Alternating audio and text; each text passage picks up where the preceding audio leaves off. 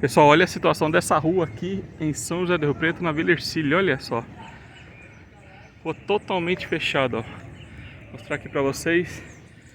Diversas árvores caíram, inclusive sobre alguns carros aqui. A gente vai ter cuidado aqui por conta da fiação que está no chão. Olha só a situação aqui em Rio Preto. Eucalipto, ó.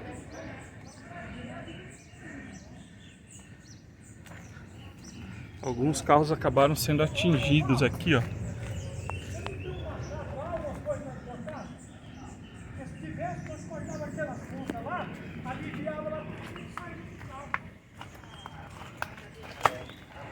Olha só a situação aqui desse veículo.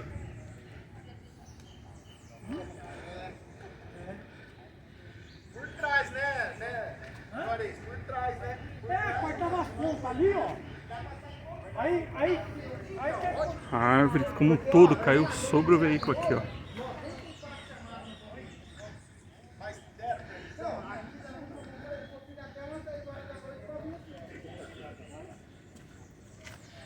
Vários pontos da cidade a situação é parecida com essa. A senhora mora por aqui? Na rua de cima?